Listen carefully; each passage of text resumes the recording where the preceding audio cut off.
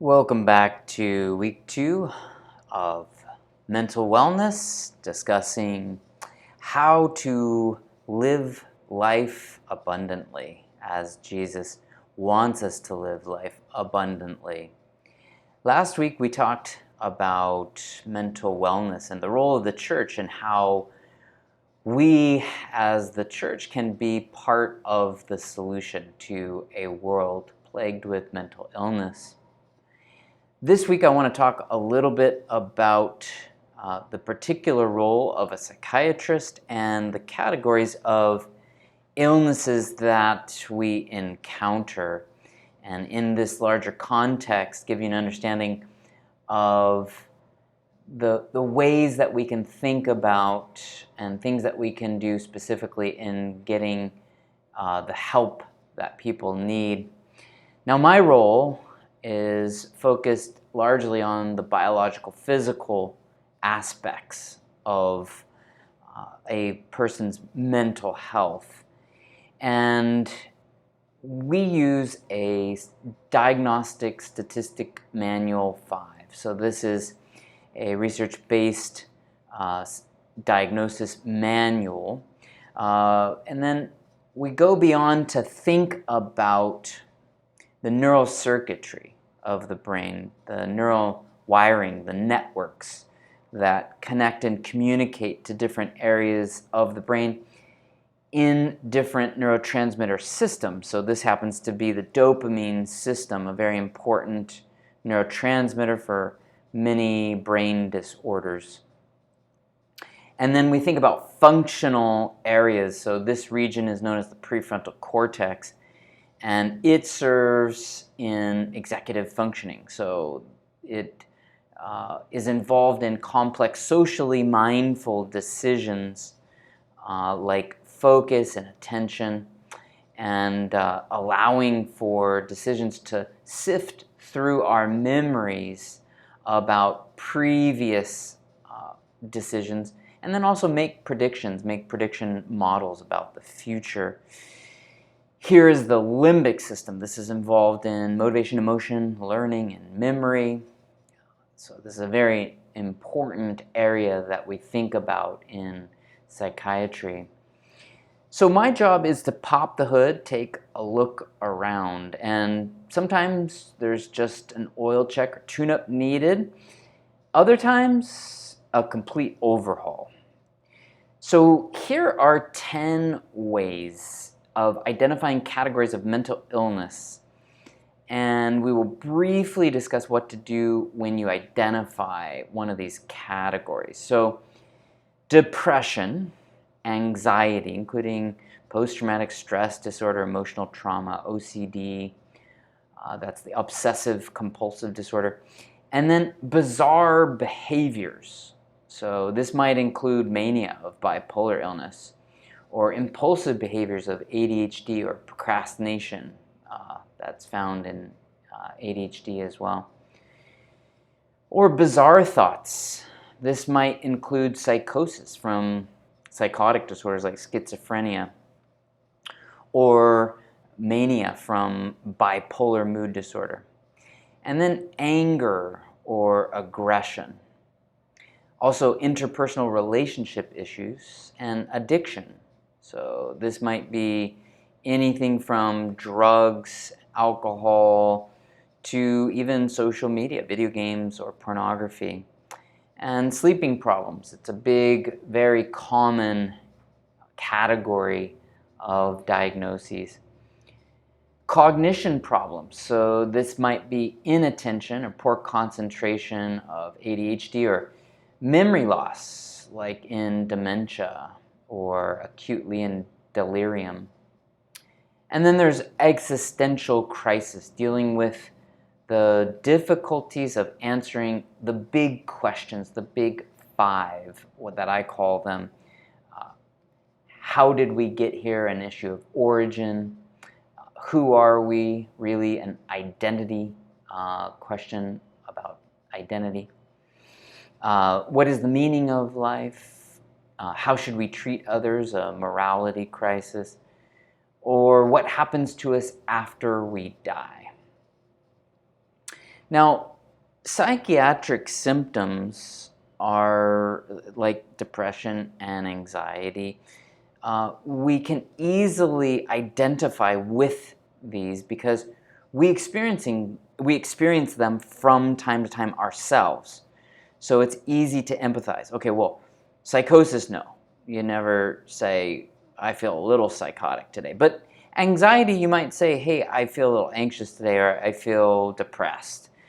So it's a bit like bird watching. Psychiatry functions a bit like bird watching. We all participate. It's a sport everyone can join in. Another similar subspecialty is dermatology, because all of the issues of dermatology are right on the surface. They're on the skin, and we all see the skin, so we can all participate and see the pathology and bring it to the dermatologist. And likewise, psychiatry, we can see these symptoms. They're readily apparent when interacting. And so as the church, when we interact with people, when we find these things out about family members or friends, we can get them the help that they need.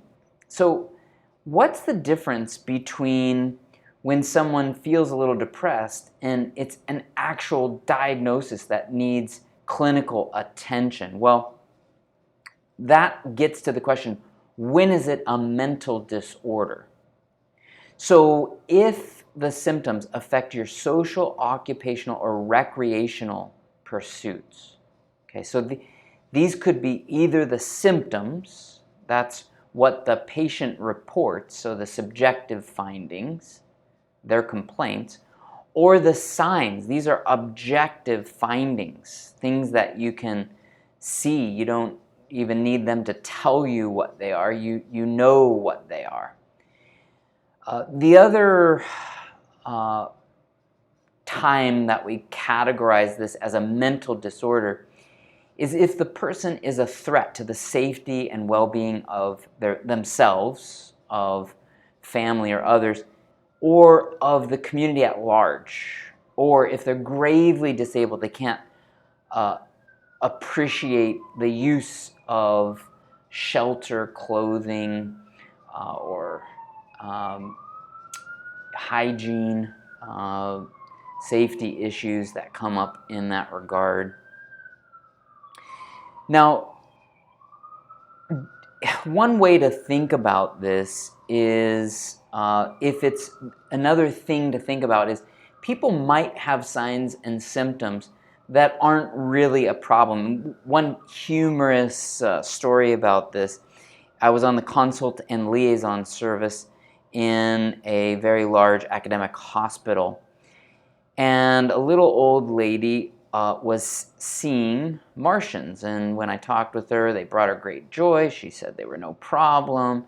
I said, are you seeing them now? She said, sure, there's one sitting right here on the bed. I talked with family members. I got collateral history. I talked with her attending doctor that was taking care of her medical problems.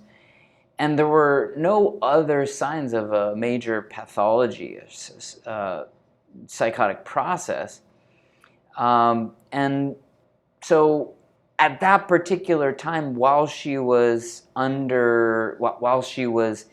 the hospital under close supervision of her doctor, we really didn't intervene on this manner because they weren't harming anything. Now, this is a very rare circumstance, and usually we would treat something like this, but it goes to show that you can have some of these symptoms or signs, and if it doesn't present an overall larger picture of interfering with your social pursuits, your work, your hobbies, well, it might not be a problem that needs intervening.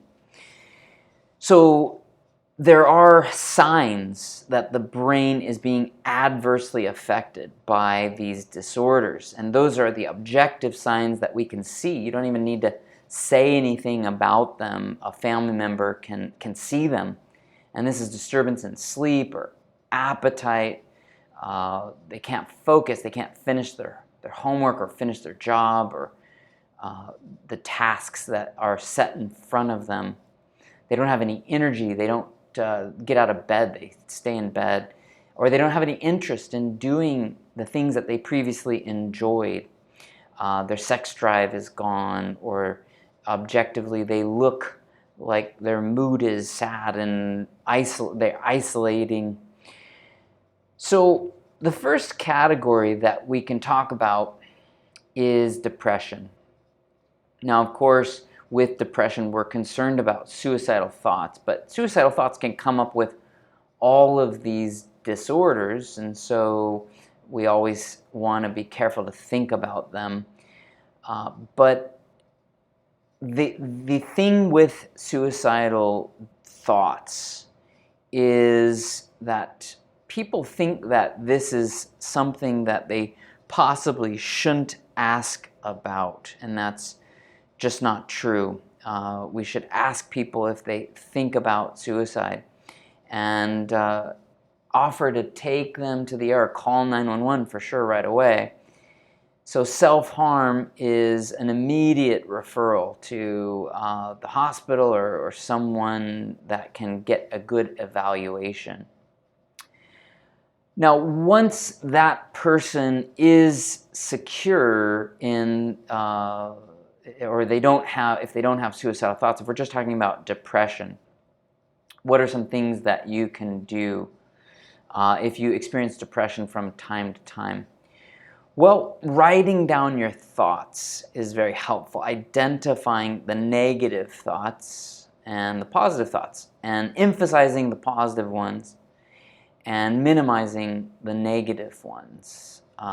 You might imagine a time in your life or a memory that brought you incredible happiness, and you might focus on that, or something you did for someone, or something that you could do for someone to make them smile. Then go ahead and do it. Write down things that you are thankful for. So gratitude is the antidote to complaining and focusing on that pity-potty. Focus on someone who helped you get to where you are.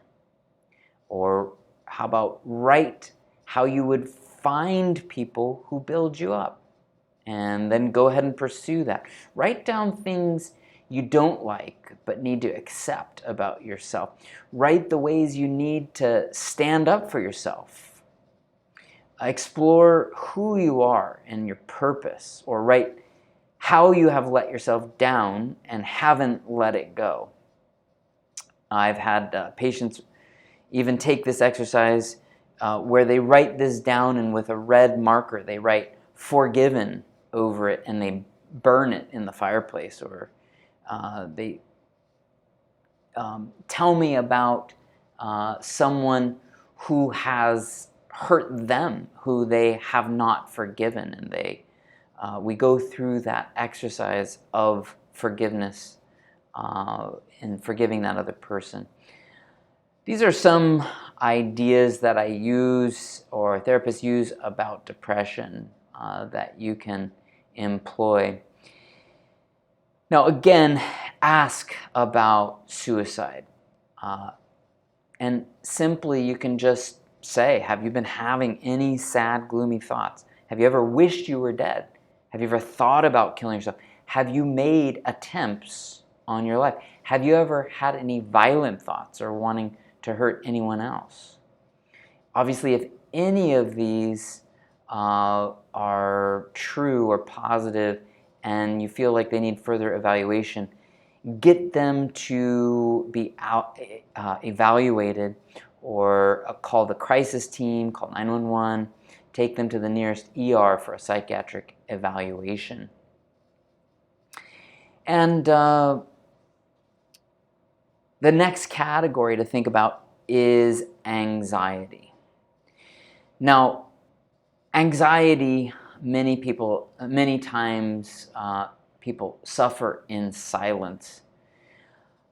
This is people with PTSD, people with perhaps a hoarded house, and only the family or close friends, maybe even neighbors, know these things are going on. And this is an opportunity for us to try to get involved, try to help. But for other types of anxiety, lesser anxiety that you may experience from time to time, I want to give you some ways to deal with that. Now, first off, there's an important technique of taking 5 deep breaths 5 times a day. A 5 count in, a 2 count hold, and a 5 count out. Now this uses a neuronal connection from the diaphragm, known as the vagus nerve, and it connects right to the anxiety center of the brain. And it basically turns down the volume of anxiety in your brain. So deep breaths, they're so helpful in getting rid of that anxiety. Also, you can stretch the large muscle groups, touching your toes, laying back on bent knees, leaning forward on V legs, and hip over side to side while on your back. These are really easy stretching the large muscle groups. Likewise, you can tense all your muscles, then focus on the feelings of the relaxed muscles after 60 seconds of tensing them. So another way to do this is just to lift weights, but that is a way to also exploit the neuronal circuits that feed from your large skeletal muscle into your anxiety centers. So you can also use a roller to roll out your back or legs, or ask a friend or spouse for a massage. Use a massage device for your muscles.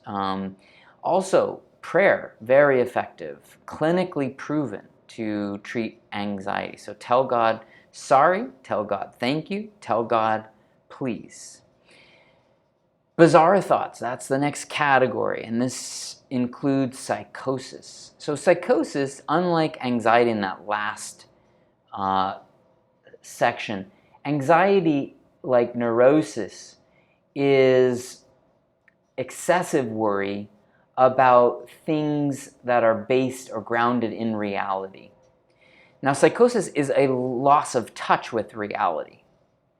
So another thing that goes commonly with psychosis is that activities of daily living are compromised. So food, clothing, shelter, these things are usually in some state of disrepair. And I want to talk about a resource card that my wife and I can provide for you in electronic form or in card form. Because in America we have the benefit of social services. So this is the resource card that I keep on me at all times. And it's very helpful. We make a habit of engaging all the mentally ill that we come into contact with, whether it be at our home or at our business. And we get to know their names. We get to know the problems that they're facing. And then we try to engage them in the solutions. We try to give them the resources that it would take to overturn the problems that they have. So whether that be drugs, we offer to take them to a detox or rehabilitation center, or call for an evaluation, an intake assessment. It might be food or temporary housing. All of these things have resources, and they're well funded, so we can use those. Now, unfortunately, what we find is most of the time they don't take us up on the offer. They don't actually want the help that we're offering. Don't get discouraged. Keep the relationship going with them, but also know that you're doing your part, and it takes their free will choice to be able to engage with these services. It's one study showed that it takes several hundred contacts for a psychotic patient to engage with a treatment team before they'd be willing to consider medications voluntarily. So don't be discouraged.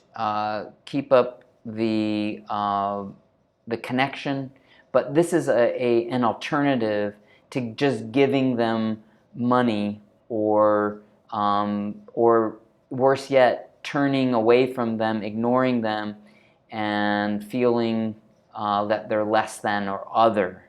Because these are people created in the image of God. They are image bearers of God with value, and we should treat them as such. This is a category that comes with mania, from bipolar, or impulse disorders like anger and aggression. And the thing concerning here is danger to others. So obviously the question that we already gave you is, have you ever had any violent thoughts or desires to hurt anyone? This should be a question that is reasonable to ask anyone that you have this concern. And if the answer is yes, call 911, get them to help. Now the next category is interpersonal problems, relationship issues. There's many great resources for this. The church pastors and counselors are equipped, trained in this, in Prepare, Enrich, in the Gottman Institute. There are many great counselors and therapists that can work through these issues. Addiction creates distance from God and others. And so now there are people with good meaning intentions that try to engage and help out with people who are using drugs.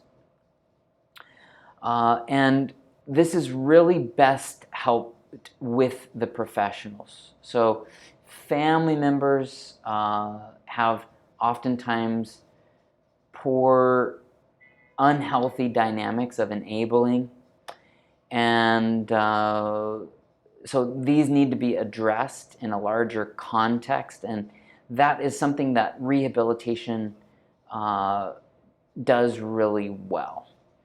And so I want to take this opportunity because certainly in Waikiki, in Honolulu, we see a lot of drug use, we see paraphernalia, we see open use on the streets, and the trend is becoming legalization of these things and these behaviors. So this is very concerning. It's a very concerning trend that we're going to see more and more of. And I want to offer a potential solution that is Haven for Hope in San Antonio, Texas. You can look it up.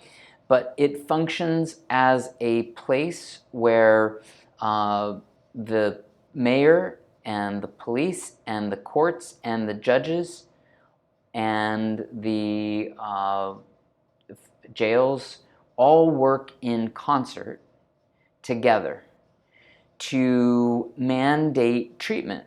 And so they do sweeps of homeless, and they take them. You can't be homeless on the streets of San Antonio, but you can be homeless at Haven for Hope. So they sweep them up and they take them there. There are different ways to engage the houseless, the homeless, and the community surrounding that wants to help, that wants to get involved, instead of just giving them food that they might not want or throw away, or hygiene packets that we often see littered all over, brand new hygiene packets that a church or someone else has put together and given to the homeless that they just throw and discard on the streets.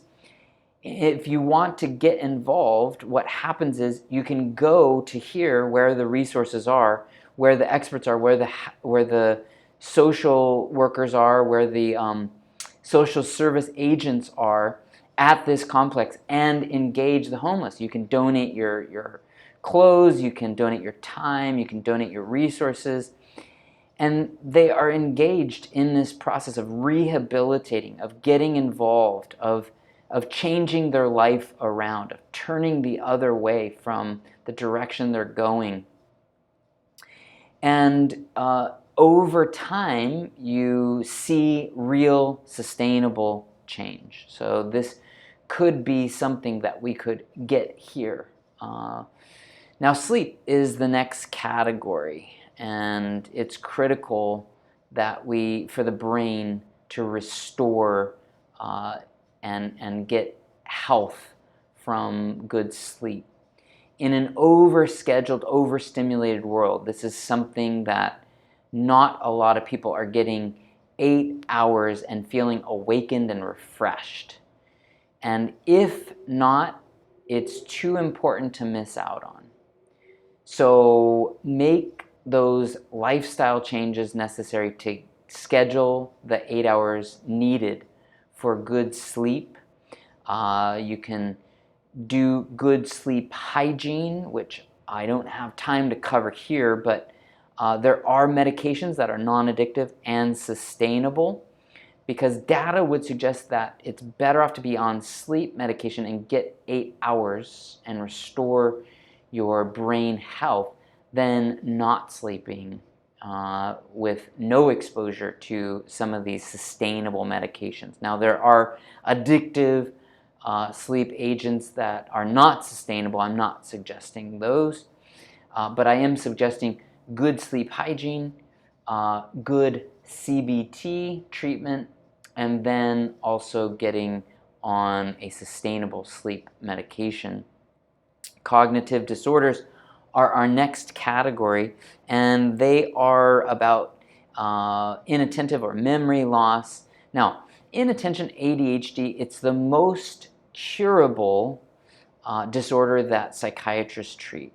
And typically you see it from the boys who become hyperactive, but the girls don't get diagnosed as early as the boys. They don't do that well in school. But the girls, how they get diagnosed is they don't have friends. They can't keep friends. So socially, they don't perform very well.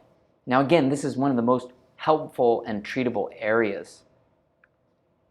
So one of the ways that we help people build skills around this is things like disciplines, determining a place to put your keys, wallets, and phone or purse, and place them every time they're when they're not in your pockets or being used.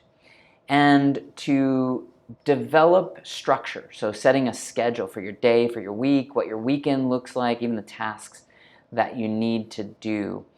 Or systems, decide a method to deal with the to-do items or invitations that you get and write it on one calendar, then decline or accept, and prioritize the request with all the other things that you have to do. So for procrastination, get rid of the alternative options, the excuse for things you need to do. So this might be the snooze bar for getting up early for exercise. Instead, put your workout clothes right next to the bed, put them on, and before you ever hit the snooze bar, you are dressed and on your way out the door, then you turn off the alarm. And for avoiding impulsive behaviors, you might ask yourself, what happens next? If I were to choose this thing, then what would happen? So for memory loss, we worry about aggression, we worry about incontinence and grave disability, wandering or leaving the stove on. These are the things that typically don't allow people to continue to live with their family members or at their current independent living housing. And other issues to think about are giving the caretaker respite. So giving a break to those, because this is very stressful in helping people that are declining cognitively and mentally. Also, we keep an eye out for elder abuse. This is a big problem when people reach the end of their patience and they get frustrated and they lash out. Existential crisis is the next category. Now, here's a fun one, because as followers of Jesus, we have answers to living life abundantly. So this worldview is pragmatic. It works. And it includes a sacredness of gender, marriage, sex, life itself, the sacredness of children, and the sacredness of an identity found in Christ. Putting that identity above the one that we want for ourselves. Now, there is resistance to these answers, and it comes from the individual and it comes from culture. And anyone who is dragged to get help by mental health professionals, that is a bad idea. People need to see the usefulness of getting help themselves. The person suffering from the illness needs to be motivated to get better. Many times I'm confronted with a patient who was dragged to care by their spouse, or a child who was dragged by their parent. Well, in that instance, I try to show them the value of getting help, but if they choose with their free will to avoid help, there's not a whole lot that I can do. Only when they become a danger to themselves, a danger to others, or gravely disabled do I have any legal ground to involuntarily hold them for treatment. So not only does resistance to answers Jesus provides for our lives to live life abundantly, there's resistance that comes from our culture. So take gender dysphoria. Okay, so 88% of girls and 98% of boys outgrow gender dysphoria by late adolescence, with either just watchful waiting or therapy that affirms their biological sex. Now, the new default treatment is bringing the body in line with their emotional state, with their mental state. So there's a current successful treatment that brings their emotional state in line with their body, their genetics, their phenotype, their actual way that their body is constructed. Now, a disheartening fact is that sex reassignment surgeries do not improve mental states. A Swedish study in 2011, following 324 patients for 30 years, found that persons with transsexualism after sex reassignment have considerably higher risks for mortality, suicidal behavior, and psychiatric morbidity than the general population. So their findings suggest that sex reassignment may not suffice as a treatment for transsexualism. So these are some categories that I gave you to think about in mental illness. And I want you to think about, what if the church was really good at making and building relationships with others, a world that is hurting, and loving their neighbors? The ultimate answer to a world plagued with mental illness is the self-sacrificing agape love of Jesus and the answers He provides for our lives.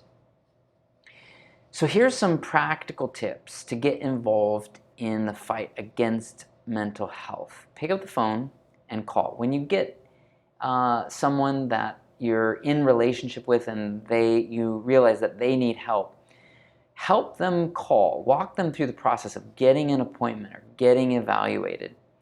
And then check up on them. What is their level of engagement? What's their level of investment in their own health? Because engagement, motivation, follow-through is probably the biggest problem why I see people not get better. It's compliance. It's actually taking, I can prescribe the best medications, come up with the best diagnosis and treatment plan and give them the best medications, but if they don't take them, they don't get better. So check on them. Check on their transportation, how they're doing. Find out if their insurance has changed and where to get new resources. Direct them towards someone that can help them through that process. It's a tangled web.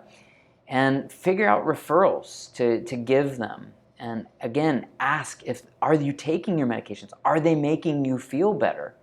If not, you should talk to your doctor about that. Really give them that encouragement. I hope you find this helpful in engaging others around you that are suffering from mental illness.